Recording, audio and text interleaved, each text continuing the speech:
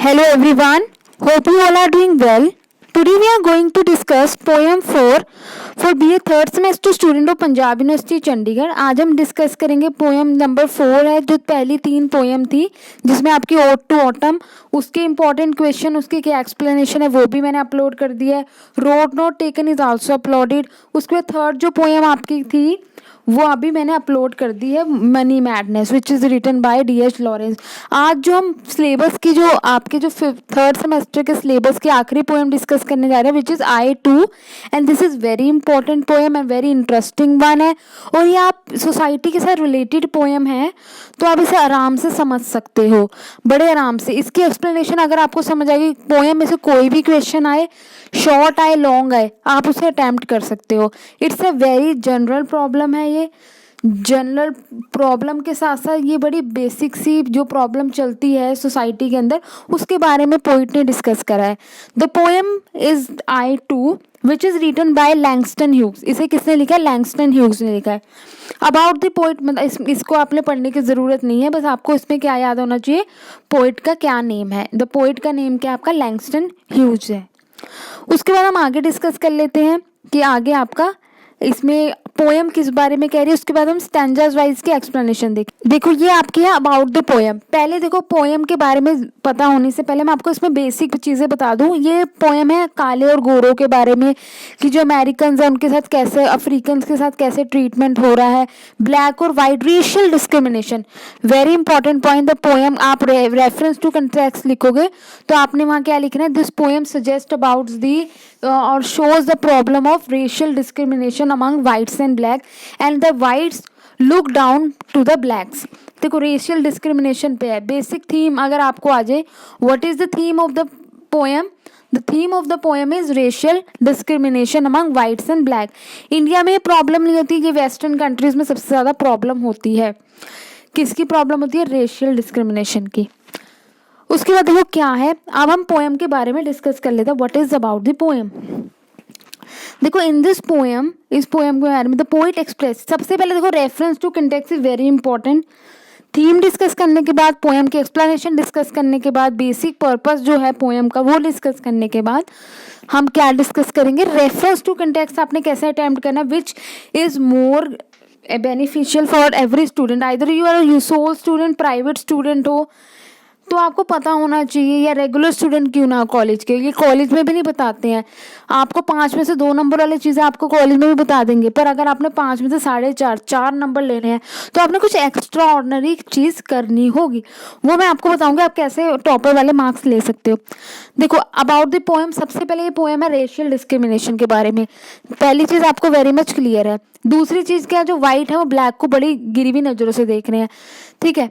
तीसरी चीज़ क्या है, उनकी कोई डिग्निटी नहीं है. ब्लैक जो सिटीजन, उनकी कोई सेल्फ रिस्पेक्ट नहीं है. चौथी चीज़ क्या है, उन्हें बिल्कुल नेग्लेक्ट करा गया सोसाइटी से. पांचवी चीज़ क्या है, अगर वो वहाँ काम नहीं कर सकते जहाँ वाइट लोग काम कर रहे हैं. छठी चीज़ क्या है, अगर वाइट के घर में कोई मेहमान है जो कोई ब्लैक को किचन में जाके खाना खाना पड़ेगा. सातवीं चीज़ क्या है, वेरी इंपॉर्टेंट, कि जो पोइट है वो इस होप के अंदर है कि जो सिचुएशन है वो ठीक हो जाएगी, जो रेशियल डिस्क्रिमिनेशन की प्रॉब्लम है वो ख़त्म हो जाएगी. आठवीं चीज़ क्या है, और हम सारे जो है ब्लैक और जो वाइट हैं वो एक साथ काम कर सकेंगे, एक साथ खाना खा सकेंगे और एक फ्रेंडली बिहेवियर में रह सकेंगे. This is what about the poem. अब देखो हम इसको अबाउट द पोएम को भी डिस्कस कर लेते हैं. देखो in this poem the poet expresses protest, वो प्रोटेस्ट कर रहा है ओवर रेशियल डिस्क्रिमिनेशन के, धरना दे रहा है रेशियल डिस्क्रिमिनेशन के बारे में. अब कैसे धरना देना? अपने पोएम के थ्रू. पोएम का नाम क्या? I2. किसने लिखी है? लैंगस्टन ह्यूग्स ने लिखी है. रेफरेंस टू कंटेक्स्ट आएगा तो कैसे अटेम्प्ट करोगे? These lines have been taken from the poem I2, which is written by Langston Hughes. In this poem, the poet expresses his sentiments about the black and his protests against the racial discrimination which is faced by the blacks. Blacks he face करते हैं from the whites in the African countries, कि African American countries में face करते हैं. ठीक है. They were not allowed to enter certain places पे आ जा नहीं सकते, वो रिजर्व हो जाते हैं उनके लिए फॉर द वाइट्स ओनली. आप कहीं जाना है, आपने किसी टेबल बुक करना है किसी पर्टिकुलर होटल में, तो आपको वहाँ वाइट्स अगर जहाँ जा रहे हैं वहाँ ब्लैक्स अलाउड नहीं है. ठीक है। दूसरी बात, they were not allowed to certain profession, कुछ ऐसे प्रोफेशंस भी बनाए गए हैं जो सिर्फ वाइट ही प्रोफेशन जा सकते थे। जब सर्वेंट का काम है तो ये काम कौन करेगा, ये हमेशा ब्लैक करेंगे, तो ये वाला काम हो गया। अब कुछ ऐसे प्रोफेशन है, जस्टिस प्रोवाइड करना है तो कौन प्रोवाइड करे, वाइट प्रोवाइड करेगा। टीचिंग प्रोफेशन है, कौन जाएगा, वाइट जाएगा। तो कुछ प्रोफेशन भी रिजर्व करे हुए हैं। The whites thought it below their dignity भी मिक्स विद, वाइट सोचते हैं कि अगर वो कालों के साथ मिक्स होकर बातें करने लगे तो उनकी रिस्पेक्ट गिर जाएगी वाइट्स की। दस इन this poem the voices of sentiments of all African American लोगों के सेंटिमेंट दिखाए गए हैं। The poet at the spokesman of all his people, जो पोइट है अकेली उसने पोएम लिखी है पर वो सब सारे ब्लैक्स के सेंटिमेंट को पोएम ही शो कर रही है। See that he lives in America as much as white does, वो भाई अमेरिका में रह रहे हैं जैसे वाइट रह रहे हैं। He sing songs of America with same zeal, yes this line is very important for your examination point of view. What the poet is singing, this poet जो है जैसे नेशनल एंथम है इंडिया का, आपको याद है नेशनल एंथम है, चाहे काला हो चाहे गोरा हो, चाहे हिंदू हो चाहे मुस्लिम हो, चाहे सिख हो चाहे ईसाई हो, सबके लिए नेशनल एंथम सेम है। वो कह रहे हैं वैसी अमेरिका के लिए जो रिस्पेक्ट है वो अफ्रीका वाले भी वैसी सेम, चाहे जो ब्लैक है वो भी वैसी रिस्पेक्ट दे रहे हैं। This sing the song of America with the same zeal as a white have, उसी जोश के साथ वो गाते हैं। Still is thought to be inferior being, उसे इन्फीरियर समझा जाता है फिर भी ब्लैक्स को। However the poet does not feel humiliated और डिस्करेज, पर जो पोइट है वो ह्यूमिलेटेड और डिस्करेज नहीं फील कर रहा है। He is proud of being a black, वो उसे प्राउड है कि वो ब्लैक है।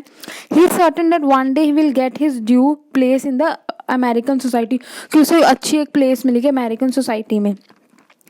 He is certain that one day the whites will see that their black brother is no way inferior to him. वो कह रहे हैं कि एक दिन ऐसा आएगा जब white और black equal होंगे और white black को इस नज़र से नहीं देखेंगे कि वो उनसे नीचे हैं या उनसे inferior है, और उन्हें then they feel ashamed of the unjust and shabby treatment they have been giving to them for so many generation। और एक ऐसा दिन आएगा जब white सोचेंगे कि हमने उनके साथ कितना गलत ट्रीटमेंट करा इतने सालों से black के साथ, जो जितने भी ब्लैक्स लोग वहाँ रह रहे थे। ये था आपकी थीम ऑफ द पोएम। यही आपका क्या रेफरेंस टू कंटेक्स्ट, 4 लाइनें लिख देना। रेशियल डिस्क्रिमिनेशन के बारे में है, ब्लैक के साथ डिस्क्रिमिनेशन होता है, वो प्रोफेशन नहीं यूज़ कर सकते। तो ये आपकी थी अबाउट द पोएम। अब हम इसका क्या देखेंगे, पैरावाइज एक्सप्लेनेशन क्या है। ठीक है, देखो अब ये पैरावाइज एक्सप्लेनेशन है, इस तरीके से है। लाइंस जो पहली कहती है, आई टू सिंग अमेरिका, मतलब कि मैं भी अमेरिका का सॉन्ग है जो गा सकता हूँ। I am the darker brother, मतलब ये कह रहा है ब्लैक जो है वो इस बारे में बता रहा है कि मैं आपका ब्रदर हूँ, मीन्स वाइट का ये ब्रदर है। ब्लैक के अंदर कौन सी फीलिंग है, ब्रदरहुड की फीलिंग है। They send me to eat in the kitchen, वो मुझे मतलब क्या, जो अगर कोई वाइट के घर में मेहमान आता है तो वो ब्लैक को किचन में भेज देते हैं खाना खाने के लिए। When company comes, company here means the white people. देखो आगे लिखा है, बट आई लाफ, कि उससे जो ब्लैक है उसे इस बात पे हंसी आ रही है। एंड ईट वेल, फिर भी वो किचन में जाके खाना खा लेते हैं। ग्रो स्ट्रॉन्ग, और वो ग्रो स्ट्रॉन्ग मतलब कि जैसे जैसे ह्यूमिलेशन से वो स्ट्रॉन्ग हो चुके हैं, इंसल्ट के सामने वो इतना स्ट्रॉन्ग हो चुके हैं उन्हें फ़र्क नहीं पड़ता है। और उसके बाद वो इतने स्ट्रॉन्ग हो चुके हैं कि एक उन्हें ऐसे दिन का इंतज़ार है जब वो वाइट के साथ बराबर बैठ के खाना खाएंगे। देखो इसकी एक्सप्लेनेशन अब देख लेते हैं। एक्सप्लेनेशन में लिखा है, in these line the poet voices the sentiment of, इन सब लाइन में जो पोइट है वो सब ब्लैक्स हैं जो अफ्रीकन अमेरिकन हैं उनके बारे में बता रहा है। Who are look down upon by the whites of their country, जो नीची नज़रों से देखे जा रहे हैं, ह्यूमिलेट करे जा रहे हैं, किनके द्वारा, वाइट के द्वारा। आई मतलब refers to the all blacks of America, this line is very important. I here refers to all blacks of America. The poet says that he sing the song of America with as much as love as white man has for his country. कह रहे जैसे white प्यार करता है अपने देश से, वैसे black भी सेम, जो black people है वो भी सेम प्यार करते हैं कंट्री से। The only difference है कि जो darker brother है वो of the darker is the brother, किसका ब्रदर है, वाइट मैन का। He is the only because of skin colour की वजह से उसे इन्फीरियर माना जा रहा है, मतलब कि उसकी स्किन की जो चमड़ी का रंग है वो काला है, इसकी वजह से उसे छोड़ रहे हैं, उसे इन्फीरियर मान रहे हैं इस वजह से। The white feel ashamed of owning him as a brother, जो वाइट है वो उसको साथ खड़े करने में शर्म आती है। They think it below their dignity to sit and eat with him at the same table, वो अपनी इसे डिसरिस्पेक्ट मान रहे हैं, डिग्निटी से नीचे मान रहे हैं इस कारण। They think think it below their dignity state, मतलब कि वो अगर वो उनके साथ बैठ के खाएंगे तो उनमें शर्म की भावना आएगी। किनके अंदर आई? वाइट के अंदर। वो सोचते हैं ये हमारे बराबर नहीं है। अगर कोई मेहमान आ जाते तो गेस्ट कम आ जाते हैं, किसके अंदर? वाइट के घर के अंदर अगर गेस्ट आ जाते हैं तो ब्लैक जो सर्वेंट है उन्हें किचन में जाके खाना खाना पड़ता है। But the black servant does not humiliated by it. जो ब्लैक सर्वेंट है वो उससे ह्यूमिलेट नहीं होता। ही लाव्स टू हिमसेल्फ, वो अपने आप में ही हंसता है। Goes to the kitchen where he can eat to his fill all delicious lying there, मतलब कि डेलिकेशियस, मतलब कि जो खाना पीना है वो अपना किचन में जाके खाते हैं black. Thus is able to eat well, वो अच्छा खाना खाते हैं, आराम से खाना खाते हैं और वो ज़्यादा स्ट्रॉन्ग बॉडी उनकी हो जाती है। With A well field stomach he can work harder, भरे हुए पेट के साथ, वो कहते हैं ना भूखे पेट भजन नहीं होता, तो ब्लैक के भरे हुए पेट के साथ वो किचन में बैठ के खाना खा रहे हैं। He can work harder and makes good progress in his life, मतलब कि वो अपनी लाइफ में प्रोग्रेस करते हैं। And after he has progress sufficiently, जैसे वो आगे बढ़ जाते हैं sufficiently, the white man will be force to acknowledge his worth, white man को मानना ही पड़ता है उनका worth, and treat him on equal footing, और उन्हें ट्रीट करना पड़ता है इक्वल फुटिंग पे। दस the African American is quite hopeful है, वो इस आशा में है। कौन है? ब्लैक इस आशा में है। ब्लैक कौन है? अफ्रीकन अमेरिकन है। Hopeful for his bright future, वो अपने ब्राइट फ्यूचर के बारे में बड़े ज़्यादा होपफुल है। कौन होपफुल है? ब्लैक्स। उसके बाद देखो जो आपकी 8th लाइन है 8 से लेकर 14, वो कहते हैं tomorrow I will sit at the table when company comes, वो इस होप में है। वो कहते हैं अगर अगली बार कोई आता है घर में मेहमान, वाइट के घर में मेहमान आते तो मैं साथ में बैठ के खाना खाऊंगा। Nobody will dare to say me to eat in the kitchen then, तो किसी के अंदर हिम्मत नहीं होगी मुझे कह सके तो हम जाके अपना किचन में खाना खाओ। किसे कहेंगे? वो ब्लैक को वाइट ऑर्डर नहीं दे सकता। कि आप देखो जो पोएम की एक्सप्लेनेशन वो इसी तरीके से दे रखी है। The African American is very hopeful for his future, वो अपने फ्यूचर के लिए ज़्यादा होपफुल है। In spite of being discriminated, discrimination उसके साथ हो रहा है, भेदभाव हो रहा है against because of his black colour, वो इन्फेरिटी कम्प्लेक्स फील नहीं कर रहा। उसे ये आशा है कि फ्यूचर में सब ठीक हो जाएगा, मैं साथ टेबल में बैठ कर उनके खाना खाऊंगा, मेरे पर इतनी ज़्यादा अपॉर्चुनिटीज़ होगी, मैं आगे ग्रो करूंगा लाइफ में। इन सब चीज़ों के बारे में वो कॉन्शियस है, इन सब चीज़ों के बारे में वो सोच रहा है और एक हेल्दी सेंस में वो सोच रहा है ताकि वो आगे बढ़ सके। वो कहते हैं और रिस्पेक्ट को पा सके। He will able to sit and eat, देखो वही है सेम टेबल पे वाइट के साथ अमेरिकन के साथ खाना खाएगा। No one will dare to, इस किसी के अंदर हिम्मत नहीं होगी उससे क्या है कि जाके जाओ किचन में बैठ के खाना खाओ क्योंकि विजिटर आ गए हैं। These lines show that the winds of change began to blow, ये लाइन शो करती है कि चेंज आने लग गया है। The black servant is asked to go and eat in only when some visitor came to the house, it is a reflection on the white people themself left to themself. They have no objection to the black man eating with them from the same table, उन्हें भी कोई objection नहीं होगी black और white साथ बैठ के खाना खा रहे हैं। But deep down in their heart the old prejudice has not completely died down, मतलब कि जो उनके दिल में इतने सालों से जो चीज़ उनके दिल में बैठ चुकी है काले गोरे का भेदभाव, वो एकदम नहीं ख़त्म हो सकता। ठीक है एकदम। That is why when some visitors come they will tell the black servant to go and eat in the kitchen. It show the white man has not the moral courage to accept openly the black man is a good human being as they are, मतलब कि कह रहे इतना करेज नहीं है इसका मतलब white man के अंदर कि एक्सेप्ट कर सके कि ब्लैक मैन भी अच्छे लोग होते हैं।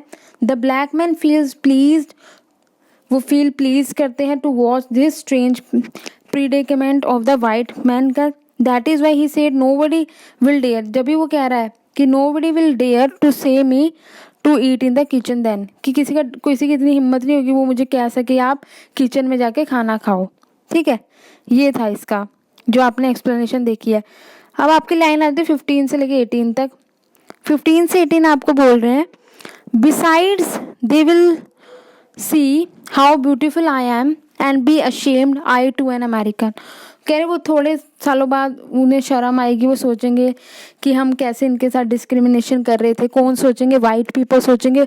फिर वो बाद में ये लाइन कहेंगे आई टू एन अमेरिकन, हम और ये सब एक ही है, we are a part of America. No one is, जैसे हम कहते हैं no one is Hindu Muslim Sikh, we all are Indian.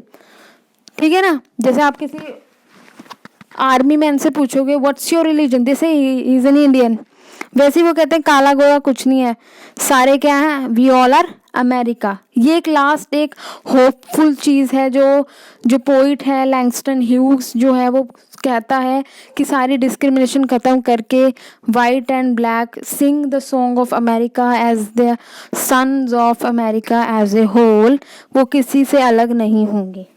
ठीक है, ये बात है। बाकी इसकी एक्सप्लेनेशन भी देख लेते हैं। देखो, the African American is very certain है that the white people will stop segregating themself from the black people. जो अफ्रीकन अमेरिकन है, वो जो ब्लैक पीपल है, वो इस होप में है कि जो वाइट पीपल होंगे अब उन्हें अलग करना छोड़ देंगे कि अलग है, वाइट अलग है, ब्लैक अलग है। ये जो भावना है, वो इस जो भेदभाव की भावना है, वो ख़त्म हो जाएगी। They will allow them to eat and work at the same place. वो सेम जगह काम कर सकेंगे जहाँ वाइट काम कर रहे हैं, सेम जगह बैठ के खा सकेंगे जहाँ वाइट खा रहे हैं। They will also reserve their table. Beside all this will also stop looking down on his black colour. इसकी वजह से वो ये नहीं देखेंगे कि ये काले रंग के, तो इन्हें इन्फीरियर कॉम्प्लेक्स दे। They will recognise the same beauty of the black race. वो रिकोगनाइज करेंगे सेम ब्यूटी जैसे ब्लैक रेस को करते हैं। They will recognise their inherent good qualities, जो उनके अंदर गुड क्वालिटीज हैं उन्हें देखेंगे। They will recognise that the black people also love America as much as white people do. वो भी देखेंगे जैसे वाइट पीपल लव करते हैं अमेरिका को, वैसे ब्लैक पीपल भी लव कर सकते हैं। They are as much as part of America. ये पार्ट है किसका, अमेरिका का, as the white people are. जैसे वाइट पीपल है अमेरिका का पार्ट, वैसे ब्लैक पीपल भी है। देखो, मैंने पहले आपको समझा चुकी हूँ, यही लाइनें रिपीटेटिव है। And when they will recognise all this, जैसे वाइट पीपल ये चीज़ें रिकॉग्नाइज कर लेंगे, ये चीज़ें देख लेंगे, they will be filled with shame over how unjustly they have been treating these people for generation। कि कैसे उनके साथ ट्रीटमेंट हो रहा था इतने सालों से, तो इन पे वो अशेम होंगे। कौन अशेम होंगे, वाइट पीपल फील अशेम्ड। ठीक है, देखो ये थी आपकी पोएम। टेक्सुअल जो क्वेश्चंस हैं आपके, वो हम नेक्स्ट वीडियो में मैं डिस्कस करूंगी। जो क्वेश्चन आंसर है इसके, क्या इंपॉर्टेंट क्वेश्चंस हो सकते हैं एग्जामिनेशन पॉइंट ऑफ व्यू से, किस तरीके से आपने अटैम्प्ट करना है, कैसे लिखना है, ये हम नेक्स्ट वीडियो में डिस्कस करेंगे। इस वीडियो में आपने देखा थीम क्या है पोएम की, एक्सप्लेनेशन क्या है, रेफरेंस टू कंटेंट, आपने जो भी आएगा कॉन्टेक्स्ट आपने किस तरीके से अटैम्प्ट करना है। होप आपको ये वीडियो अच्छी लगी होगी। अगर इसे वीडियो अच्छी लगी है तो प्लीज़ लाइक करना, चैनल पे नहीं हो तो ज़रूर सब्सक्राइब करना। प्लेलिस्ट मैंने ऑलरेडी अपलोड कर दी है। पोएम्स जो हैं आपकी बीए थर्ड सेमेस्टर की, वो आपकी प्लेलिस्ट में है और कंप्लीट हो चुकी है। और उसके बाद जैसी पोएम आपकी कंप्लीट हो जाएंगी क्वेश्चन आंसर्स के बाद, मैं आपके चैप्टर्स जो हैं वो स्टार्ट कर दूंगी, ताकि आपके जो एमएसटीज हैं, जो आपके मिड सेमेस्टर एग्जाम्स हैं, यूनिट टेस्ट हैं कॉलेजेस में, पीयू के भी चाहे एग्जाम्स हो, उसमें आपको हेल्प हो सके। Thank you very much, have a nice day.